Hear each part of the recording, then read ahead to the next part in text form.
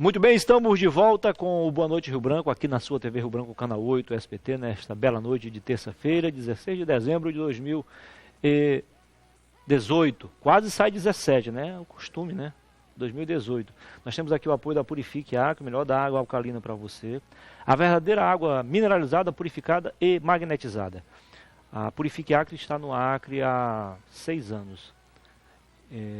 Funciona de segunda a sexta-feira, das 7 da manhã às 6 da tarde, sem intervalo para o almoço, na rua Santa Inês, Galeria Executiva, em frente ao INCRA, no bairro Aviário. E aos sábados, das 8 às 12 horas. Abre um pouquinho mais tarde, mas fecha mais cedo, para você não perder nada, tá bom? Temos também o apoio da Nilmag, que agora está de casa nova, loja nova na Estação Experimental, no bairro Estação Experimental, nas Nações Unidas, ali próximo ao antigo cartório. Então, nas Nações Unidas não tem erro, tá? Na rua principal do bairro Estação Experimental. E claro, do Grupo Araújo, Araújo Mix e o Araújo Supermercados. 36 anos ao seu lado, gerando emprego e renda. Isso o Araújo Supermercado, porque o Araújo Mix tem pouco mais de 5 anos de história. Tá certo? Muito bem. Eu tenho o prazer de conversar agora com Anisberto Cabral Mendes. Seja bem-vindo. Está um pouco distante, mas dá para a gente cumprimentar aqui. Seja bem-vindo aqui, é o primeiro Anisberto aqui. Prazer, e o professor Josimar Coelho. Anisberto estava um pouco desligado. Né? É brincadeira. Nós vamos falar sobre algo que a nova geração ainda não conhece, né, professor Josimar? Aruacre, Associação de Poupanças e Empréstimos do Acre. Eu sei porque minha mãe era poupadora. Ela não tinha pretensão de comprar casa, já tinha casa, mas era uma poupadora da Aruacre. E eu quero que vocês expliquem direitinho. Anisberto chegou depois, ele chegou em 77, ficou até 83. Professor Josimar foi o fundador, chegou em 1972, é isso? Isso. Antes da Copa da Alemanha. 2 anos após o Brasil conquistar o tricampeonato mundial. Tricampeonato mundial, exatamente. Anisberto Cabral, fale um pouco da Aruacre, depois o professor Josimar também pode falar. Primeiro, Muniz, queria agradecer ao seu programa por nos conceder esse espaço, que a gente está aqui falando de uma empresa que foi tão importante no contexto econômico do Estado, social e na geração de emprego.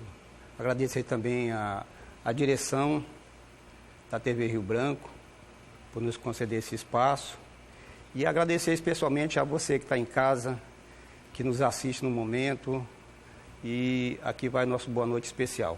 Legal. Professor Josimar Coelho, explique para a gente em poucas palavras, de forma resumida, o que foi a Aruacre e o que ela representa ainda hoje. A Aruacre fez parte do Sistema Financeiro da Habitação, que era uma carta patente expedida pelo BNH, e o Acre... Banco Nacional de Habitação. Banco Nacional de Habitação.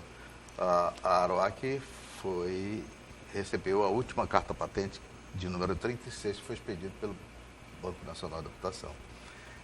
Inicialmente ela pertenceu a um grupo lá da Baixada Santista, que depois foi para Manaus, comprou o Amazon lá, depois comprou essa carta patente, e eu vim aqui convidado, porque eu era funcionário do Banco do Estado do Amazonas, e vim como convidado passar 15 dias aqui. Qual era a sua missão aqui? Para fazer justamente a organização para a inauguração, fazer o pessoal que todo foi selecionado, fazer análise dos currículos aqui. Ou seja, implantar o negócio e um treinamento pessoal, praticamente implantar a Aruacre. Deveria voltar alguns dias depois. Exatamente, eu tirei uma licença de 15 dias, né? E essa licença foi prorrogada até hoje? Essa licença me fez ficar aqui até hoje no Acre, que na realidade eu estou mais tempo daqui do que na minha terra natal, né? O que lhe prendeu, o que lhe conquistou aqui no Acre? Muriz, na realidade é o seguinte, isso para mim foi um desafio. Por quê? Porque em 1972, Manaus estava explodindo com a criação em 69 da Zona Franca de Manaus. Isso. Não atrapalhando a sua explicação, o senhor me fez lembrar o vereador Fernando Martins. Ele trabalhava numa grande empresa no Mato Grosso e veio aqui fazer... Ele tinha 15 dias para fazer uma espécie de... uma fiscalização, né? Certo. E não mais voltou. Chegou aqui em 83 e está aqui até hoje. O que você me perguntou o que me prendeu. Desculpe. Eu, na realidade, o que me prendeu, Muniz, porque foi exatamente o desafio, porque Manaus estava explodindo nessa época, com a criação da Zona Franca, implantação daquele parque industrial que até hoje existe lá, a cidade crescendo, que na realidade era um porto de lenha, e eu havia me formado em 1969, porque eu sou da primeira turma de administração da Universidade Federal do Amazonas. E me fizeram esse convite, vim para cá, e aqui cheguei, até me assustei, porque Rio Branco realmente não tinha atrativo. O que me trouxe realmente e me fez ficar aqui foi o desafio de realizar uma coisa que eu saberia que seria de futuro para a cidade, e ela precisava disso daí. Rio Branco, à época, tinha Getúlio Vargas, a Ceará, Nações Unidas, isso. E a Zarapuense era só A Ceará terminava a Getúlio Vargas terminava no... Antes do Juventus. Antes do Juventus. A Ceará terminava aqui, depois da TV Rio Branco, um pouquinho. Exatamente, um pouquinho depois da TV Rio Branco. Não, nem era lá perto daquele posto. Ali, perto do posto, depois aqui foi expandido. Depois que nós fizemos aqui. Porque começava aqui essa área do açude e tal. Aliás, o senhor atuou também aqui no Jardinário. No Jardinário, fomos nós que financiamos isso aí também, tudinho, que era do Arnóbio, pai do Isso, Arnóbio Marques. Arnóbio Marques. E foi isso que me prendeu, meu amigo, vim para cá com esse objetivo, com a família já praticamente constituída. Então, para quem não sabe ou não lembra, Rio Branco não seria mesmo sem as obras que o senhor comandou aqui, então, né? A gente tem até o orgulho de dizer o seguinte: se hoje nós fizéssemos um apanhado no Google, hoje retirasse o que nós fizemos de Rio Branco, a cidade ficava diferente. Mas vamos citar alguns, não precisa citar todos, mas alguns, por exemplo, Jardinário, aqui na TV Rio Branco, esse conjunto de casas aqui entre a Ceará e a Minas Gerais. Exatamente. Casas boas, inclusive, terrenos bem diferenciados.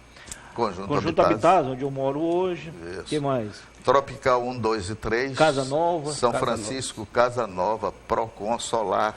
O primeiro solar foi aqui atrás. Isso. Do Araújo. O primeiro solar, a planta é a mesma do Procon e do segundo? Não? Nenhuma planta é idêntica daquele. O conjunto Procon, as plantas Mas o que há em comum nessas casas, vocês tinham preocupação com as famílias. Todas com três quartos, com a suíte, área muito boa. Terreno muito amplo. bom. Você vê o conjunto Procon, por exemplo, ele tem até uma avenida ali no centro. Aliás, você me falou que aquilo ali seria, o projeto original era de um condomínio fechado. Era, exato.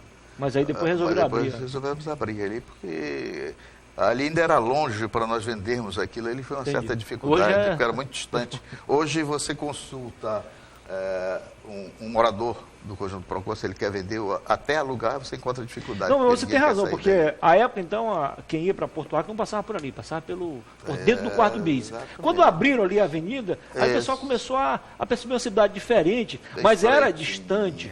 Era como se fosse uma cidade satélite. Isso, exatamente. As coisas vão passando, vão evoluindo e tudo vai ficando mais perto. O horto nem existia como Nem existia, era um matagal ali. Exatamente. Quer dizer, então nós tivemos um trabalho que realmente foi marcante para a cidade de Rio Branco. Não bastasse, nós estendemos também uma filial nossa em Cruzeiro do Sul, em 1978. Cruzeiro do Sul, em 78. Isso. Vamos falar desse desafio lá, Nisberto. Você já estava lá, você chegou em 77. Sim, estava. E aí? Eu estava lá, já cheguei lá em abril de 77. Na verdade, ainda era meu segundo emprego. Eu tinha 20 anos na época, foi assim um momento marcante, porque foi o princípio da minha vida profissional, né? E Aruá, que nós tínhamos um quadro técnico muito bom e foi, ao mesmo tempo, um aprendizado, uma escola muito boa. E essa filial em Cruzeiro do Sul foi exatamente isso, a preocupação que nós tínhamos em expandir a questão do acesso às pessoas pouparem, o hábito de poupar, e, ao mesmo tempo, também de a gente expandir a nossa principal atividade, que era a construção da casa própria, né? E o Cruzeiro do Sul, como sempre foi até hoje, era o segundo maior município em termos habitacional. Legal. Esse foi o objetivo maior de, na época, o doutor Amilcar, que era o presidente da instituição, o Josimar, que era o nosso diretor executivo, tomaram essa decisão, junto com o Banco Central, para a gente estabelecer essa filial em Cruzeiro do Sul. A quem está em casa nos assistindo, daqui a pouco, no segundo bloco, vamos fazer 2 blocos. No segundo bloco, nós vamos mostrar na íntegra um vídeo que foi exibido lá e que teve muitos momentos assim, emocionantes, marcantes, né? Só aplaudir e tal. Correto. Sabia que a Aroacre já participou do campeonato acreano de futebol, de salão? Hoje é futsal, mas na época era futebol de salão. Futebol de salão. Alguém apareceu com umas carteiras lá de 77. Foi. Certo, exatamente. Né? Isso. Não sabia. Na época nem existia a Federação de Futebol de Salão. É verdade. Eram todas as Era a federações ligadas à FAD, a Federação Acreana de Desporto. E depois, mais tarde, Muniz, também, nós participamos várias vezes do campeonato bancário. O interbancário. Aqui em Rio Branco. E a gente chegou até a ser vice-campeão. Jogamos com um time mais forte, que na época era do Banac Matriz. Desse time do Banac Matriz participava até o ex-deputado Bistene, fazia parte desse time. E nós, olha, era um grupo muito unido. E a gente, na época, tem aí, inclusive, fotografia que mostra a nossa atuação no campeonato dos bancários. Ô, professor, quem mora nesses conjuntos que nós mencionamos aí, pode testemunhar. A qualidade, vocês se preocupavam não apenas em quantidade, mas com a qualidade também. Por exemplo, a rede de esgoto ali do Habitasa é a mesma, não aconteceu nada de lá para cá, e ela está sempre funcionando. Mas explico porque alguns anos depois as pessoas tiveram um problema com alagação, que não acontecia antes. Você me falou de algo que foi alterado por lá. Ali, Maurício, além desse fenômeno natural, né, que ocorreu, daquelas enchentes que não quantos bairros, né? E Habitat, por ser uma região ali baixa... Se bem que essa alagação de 2015 não deve ser levada como parâmetro, porque metade da cidade foi debaixo d'água. Exato. Mas ali foi feito um emissário que daria escoamento. Como fosse um dique? Um dique para o Rio Acre, né? E isso aí fez com que também as águas, quando o nível do rio subia, ele retornasse por esse emissário. Entendeu? Mas ali na época, eu me lembro bem que ameaçou uma enchente e eu contactei com os empresários da época, a Santa Clara, que pertencia ao Amilcar e ao Fernando Castro. A Santa Clara era uma parceira. Parceira nossa, foi quem praticamente nos trouxe para cá. Que o Amilcar, na época, fez contato com o pessoal de São Paulo e nós viemos para cá. O Amilcar ainda não era da instituição, mas já tinha um contato direto. E nós aumentamos ali cerca de 25 centímetros de baldrame daquelas casas lá de trás. Agora, aquilo foi um fenômeno que ocorreu, que a cidade, como você bem falou... Metade da cidade foi para baixo d'água, né? É complicado. Certo. Agora, de quem partiu essa ideia de reunir esses amigos, esses colegas de trabalho, parceiros? Tivemos uma tarde diferente, né? Final de manhã, início de tarde, lá na Chácara Modelo, no 2º Distrito. Na Estrada do Amapá. Na Estrada do Amapá. Perfeito. Muniz, olha, são determinadas coisas que ocorrem na vida da gente e que, às vezes, a gente tem que tirar o chapéu para determinadas coisas que acontecem na nossa vida. E você sabe, como muita gente sabe, no mês de julho eu sofri um infarto, inclusive dirigindo, né? Isso me levou a Manaus, que eu passei 7 meses em Manaus, aguardando. Aliás, você tomou uma atitude que eu não tomaria. Eu preferia estacionar o carro e esperar para o socorro. Mas o senhor tentou chegar e conseguiu ao pronto-socorro. Acho que fez o mais correto. Exatamente. E lá foi detectado 2 artérias. Mas ocorreu um risco, né? Corri. Mas também eu tive um elogio dos médicos aqui em Manaus, que disseram: você tem 3 artérias entupidas, mas em compensação você tem um coração muito forte e muito bom, porque nem sequela ficou. Suportou até lá. Eu estava com 2 artérias 100% entupidas e mais uma com 70%. Eu tive que colocar 3 stents em Manaus. E nesse período, eu fiquei 7 meses em Manaus aguardando essa cirurgia. E eu não podia, me deslocar, vamos dizer, até me chamavam, bora, vamos dar um passeio no shopping.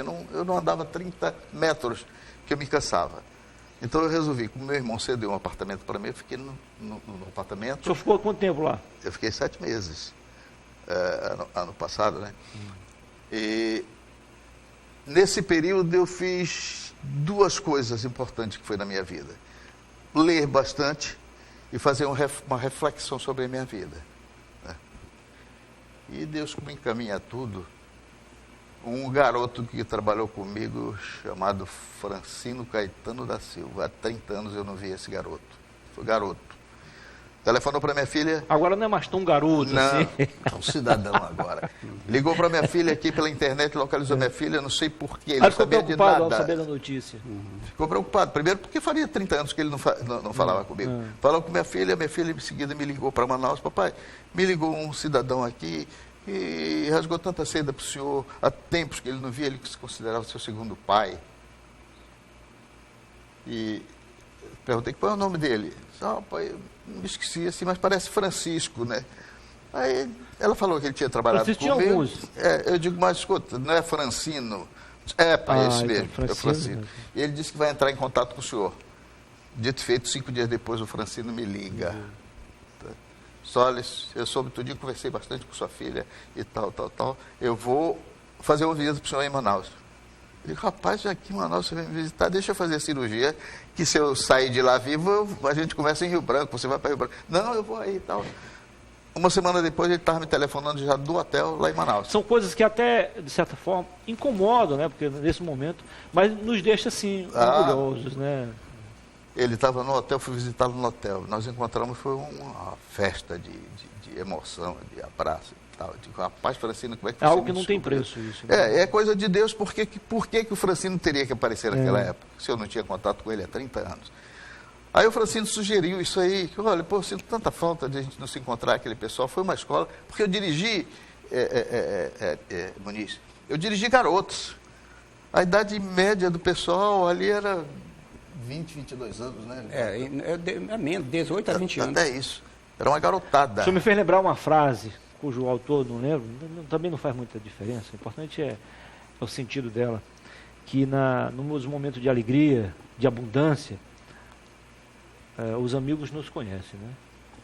Mas nesses momentos de dificuldades extremas, aí a gente começa a conhecer os verdadeiros amigos. Bom, então o que ele propôs? Mas vamos fazer o seguinte, não esqueça o lance. Na volta do intervalo, só conclua essa história aí. Ok. Tá bom? São apenas 2 minutos. Até já.